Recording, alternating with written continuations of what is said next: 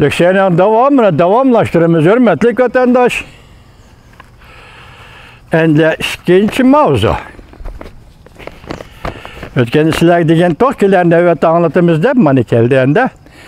Bugün Çiğstağ 2020 yıl 9. ayının 24. günü. Haftaga payshanba. Mavzu mundaq Avam Palatası Uyg'urlarni majburiy emgak selishini cheklash qonun loyihasi ma'qul.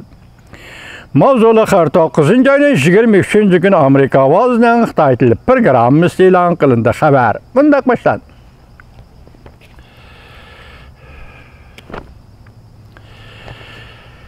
Capitol Hill Amerika Qo'shma Shtatlar Davlat Majlisi Avam Palatasi haftaning 2. günü 9. ayının 22. günü Uyg'urlarni majburiy emgakka selish cheklash qonun loyihasi ma'qul. Emgakka selishni cheklash qonun loyihasi ma'qul.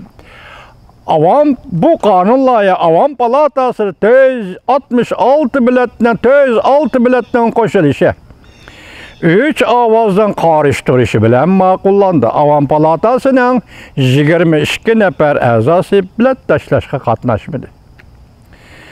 Bu bir parça qonun loyiha Avam Palatasi va Kengash Palatasida 10 nafar ikki partiya mansublari va Davlat Majlisining a'zolari birlashma imzo qo'yib o'ttirib qo'ygan qonun loyiha.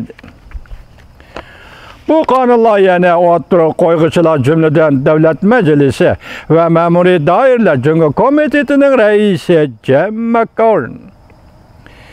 Bu komitetning o'rtaq raisi senator Marco Rubio. Bu komitetga rais bo'lgan Cumhuriyetchilar partiyasining mansubi Chris Smith qatorliq arboblar.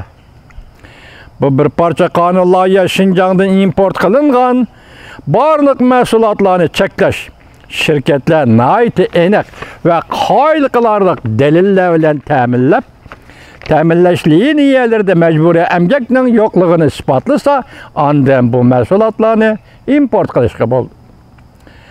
Amerikaning qonuni majburiy emgak bilan ishlab chiqarilgan mahsulotlarni import qilishni cheklaydi. Yangi qonun texmi ilgirlagan holda Xinjiangda ishlangan, mustamlik Uyg'uristonda ishlangan barliq mahsulotlarni majburiy emgakka chetiladi deb faraz qilyapti. Xinjiang mustamlik Uyg'uriston Jungoning eng muhim paxta ishlab chiqarish rayonidir. Qonun loyiha agar ko'chga ega bo'ladigan bo'lsa, Jungoning Amerikaga eksport qiladigan paxta mahsulotlari cheklanadi. Bu qonun loyiha Kengash Palatasining ma'qullashidan o'tishi kerak. Undan prezident imzo qo'ysa qonunga aylanadi. Senator Chris Van Hollen Amerika ovoziga mundoq dedi. Men Kengash Palatasining bu qonun loyihani tez orada ma'qullashini umid qilaman. Men Avam Palatasining bu qonun loyihani ma'qullaganligidan baxushal bo'ldim.